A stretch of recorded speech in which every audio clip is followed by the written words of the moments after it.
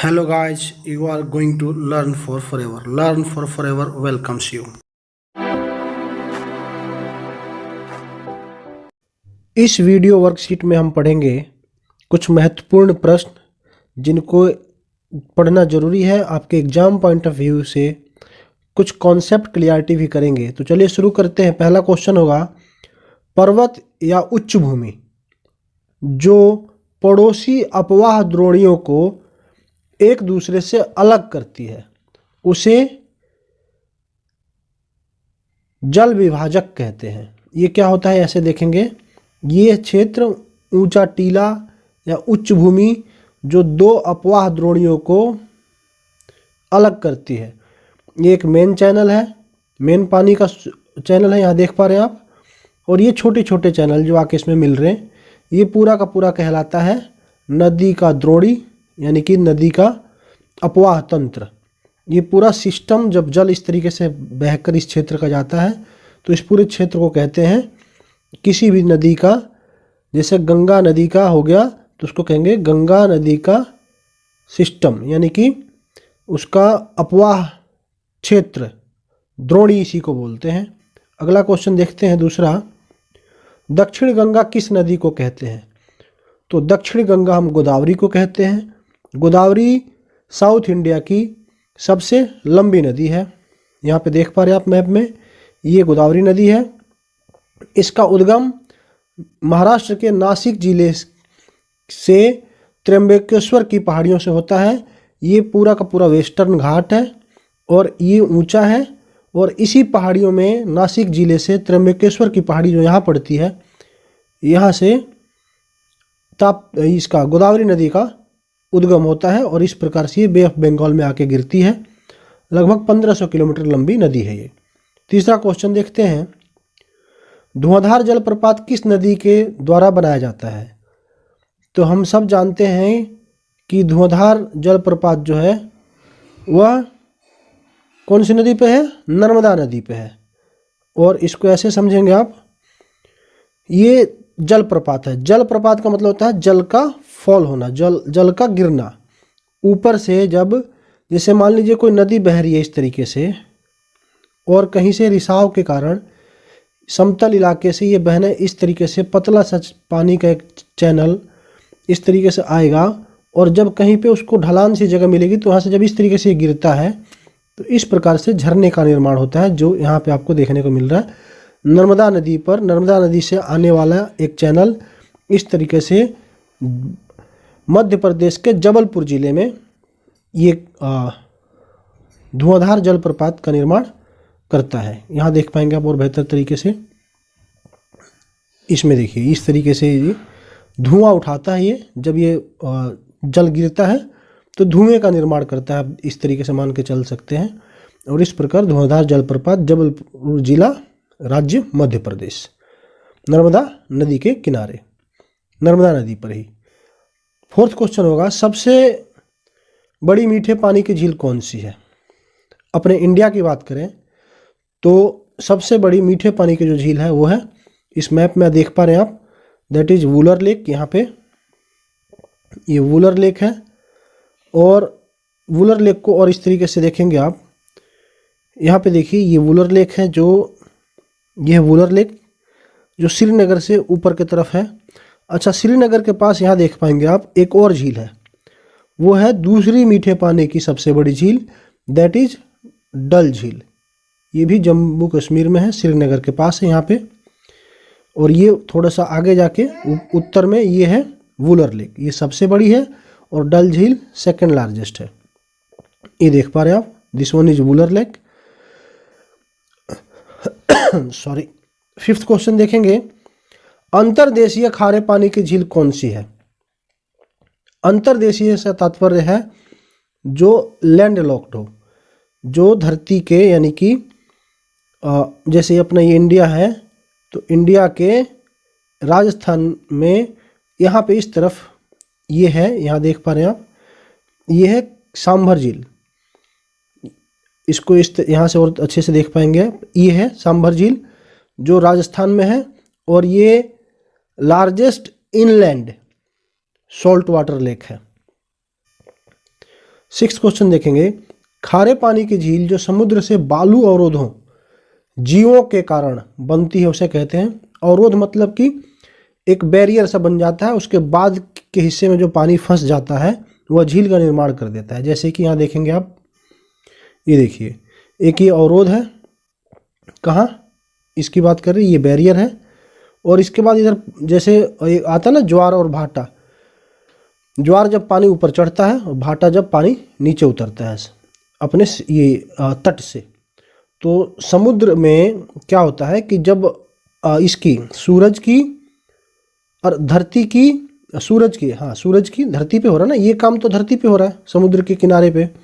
तो जब धरती और चंद्रमा एक सिरे में होते हैं आमने सामने, तो उस टाइम ज्वार आता है। जब क्या होता है, समुद्र का पानी ऊपर उछलता है, इस तरफ एक तरफ को खींचता है। जब पानी बहुत ऊपर तक किनारों में इधर तक चढ़ जाता है। और भाटा तब आता है जब धरती इधर हो और चंद्रमा इधर हो, मतलब अपोजिट डायरेक्शन में हो दोनों। उस टाइम समुद्र का जो जल स्तर है वो ज़्यादा नहीं ऊपर चढ़ पाता, माइनर सा चढ़ता है।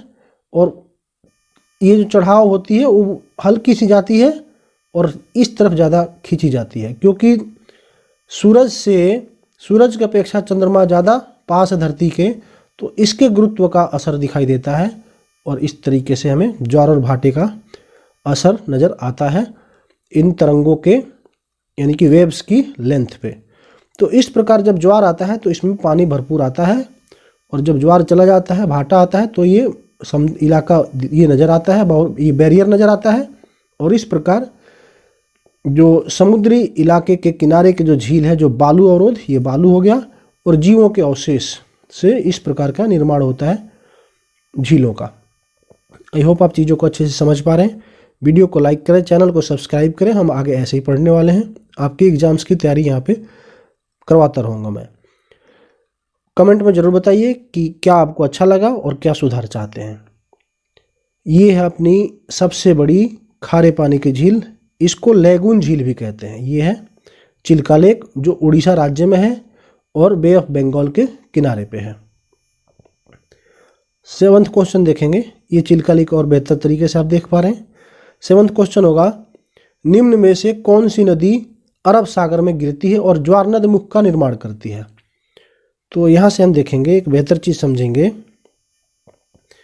कि यहाँ मैकाल की पहाड़ियों से, यहाँ से नर्मदा नदी का उद्गम होता है। और यहाँ पे आप देख रहे हैं ये ताप्ती रिवर है, ये दोनों भ्रंश घाटियों से बहती है, यानी कि धंसाव वाले क्षेत्र से, धंसा हुआ क्षेत्र है। ये उच्च भूमि है, ये भी उच्च भूमि है। ये मालवा का पठार है और ये दक्कन के पठार का हिस्सा है, लेकिन इनके बीच में कुछ भ्रंश है, धंसाव है, जहाँ से नर्मदा नदी इस तरीके से बहती है और इसके नीचे ताप्ती नदी भी बहती है इसके पैरेलल। यहाँ पे ये जो नदी है दोनों यहाँ आके गिरती है खंबात की खाड़ी में। ये है खंबात की खाड़ी। ये दोनों नदियाँ मिलकर बनाती हैं ज्वारनद मुख। ज्वारनद मुख क्या होता है? ज्वारनद मुख यानी कि इसको इंग्लिश में बोलते हैं एस्चुअरी। एस्चुअरी वह क्षेत्र होता है, इधर से तो समुद्र का पानी मिल रहा है और इधर से नदियों का पानी, और फिर क्या होता है कि इस क्षेत्र में मीठा पानी और खरा पानी मिलने से मछलियों के उत्पादन के लिए एक विशेष स्थान बनता है, जहाँ पे बड़ी तादाद में मछलियाँ पनपती हैं, जिससे कि फिशिंग इंडस्ट्री डेवलप होता है। फिशिंग इंडस्ट्री का मछुआरों का काम, मछुआरे जो एक प्रजाति है जो इस पर डिपेंडेंट है, उनका काम चलता है। देश की इकोनॉमी में भी इनका एक बहुत बड़ा योगदान है। ठीक है, तो ये चीज़ आप यहाँ से समझ पाए हैं। ये नर्मदा नदी और ताप्ती नदी के सहयोग से ये काम होता है। ये है गल्फ ऑफ, यहाँ देख पा रहे हैं आप, गल्फ ऑफ खंबात। जो ये वाला क्षेत्र आपने देखा, यहाँ पे सेकंड इमेज में ये क्षेत्र है, ये गल्फ ऑफ खंबात। ये यहाँ पे और बेहतर तरीके से देख पाएंगे आप इसको, ये थोड़ा लार्ज है, गल्फ ऑफ खंबात। यहाँ से सूरत से आ रही है ताप्ती नदी, सूरत बसा हुआ है ताप्ती नदी के किनारे, और यहाँ पे देख रहे हैं आप भरूच, ये है नर्मदा नदी के किनारे। ये नर्मदा नदी है, ये ताप्ती नदी है। आई होप आप बेहतर तरीके से चीज़ों को समझ पा रहे हैं। 8th क्वेश्चन देखेंगे, बिहार की शोक किस नदी को कहते हैं? तो बिहार की शोक हम कहते हैं कोसी नदी को, क्योंकि इस नदी का जो प्रवाह क्षेत्र है वो अनियंत्रित है। यह नदी बहुत कटाव करती है और रास्ते बदलने के लिए जानी जाती है। देख पा रहे हैं आप कितना बड़ा क्षेत्र है इसका, कितनी दूर में फैली हुई है। और नेपाल की तराई इलाकों में ये बिहार राज्य के उत्तरी क्षेत्रों में, नेपाल के नीचे वाला जो तराई क्षेत्र है वहाँ पे बहुत ज़्यादा तांडव मचाती है। यहाँ देख पा रहे हैं आप काठमांडू और ये बिहार, ये यहाँ नेपाल से, ये नेपाल का बॉर्डर है। इस तरीके से ये नेपाल में इस तरीके से यहाँ से आती है और ये यहाँ बिहार में इस तरीके से गंगा नदी में ये कटिहार के पास यहाँ पे मिल जाती है और ये गंगा नदी की एक सहायक नदी बनती है। हिमालय से निकलने वाली प्रमुख नदी का नाम बताइए। तो हिमालय से कई नदियाँ निकलती हैं, जिसमें से मुख्य नदियाँ हम एक बार देखेंगे। इनमें से जो बात करें तो इनमें से गंगा है और इसको इस तरीके से देख सकते हैं आप। हिमालय से निकलने वाली प्रमुख नदियाँ कौन सी है? इंडस है। इंडस की फिर सहायक नदियाँ झेलम, रवि, चेनाब, सतलुज, बीज, ये सारी इसकी सहायक नदियाँ हैं इंडस की। इंडस के पास ये सारी लगभग ये 4 मेन नदियाँ यहाँ मिलती हैं मिठानकोट पाकिस्तान में। और ये जो इंडस नदी निकलती है कहाँ से निकलती है? यहाँ से। तिब्बत में मानसरोवर झील है। इसके पश्चिम में तो इंडस नदी निकलती है जो लद्दाख से ऐसे होते हुए, कश्मीर होते हुए, गिलगिट बाल्टिस्तान होते हुए इस तरीके से बहती है। और इसके पूरब में बात करें तो ये बहती है ब्रह्मपुत्र, जिसे सांगपो के नाम से जानते हैं। यहाँ पे ब्रह्मपुत्र जो इधर चाइना ने कैप्चर कर रखा है, तिब्बत होते हुए बहती है। और यहाँ से दिहांग जॉर्ज से, जॉर्ज का मतलब होता है पहाड़ के बीच का रास्ता, तो दिहांग जॉर्ज से होते हुए ये अपने अरुणाचल प्रदेश से होते हुए, असम होते हुए इस तरीके से बहती है और फिर यहाँ से बांग्लादेश में प्रवेश कर जाती है। इधर से ये गंगा आ रही है, ये गंगा यहाँ आती है और यहाँ दोनों मिल जाती है, जहाँ इनको जमुना कहा जाता है बांग्लादेश में। और फिर यहाँ पे ये दुनिया का सबसे बड़ा डेल्टा बनाती है, लार्जेस्ट डेल्टा। सिंधु नदी का उद्गम स्थल क्या है ये हमने देखा है, अभी दोबारा देखिए। जहाँ पे मानसरोवर झील से ब्रह्मपुत्र निकलती है और यहीं से सिंधु नदी निकलती है, जिसको इंडस बोला गया है। यहाँ पे देख पा रहे हैं, इंडस को ही हिंदी में सिंधु बोलते हैं।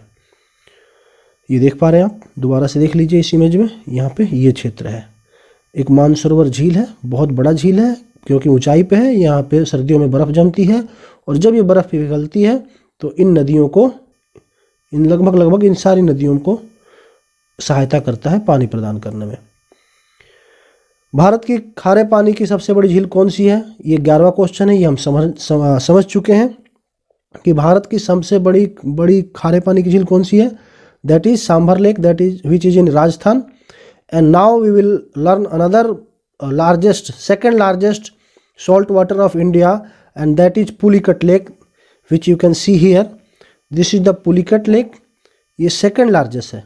फर्स्ट हम पढ़ चुके हैं, कहाँ पे है? राजस्थान में है, इनलैंड है। ये सेकंड लार्जेस्ट है। ओ सॉरी, जो हमने पढ़ा है Sambhar lake that is inland, है ना। Largest salt water lake is Chilka lake which is in Odisha, वो हम देख चुके हैं।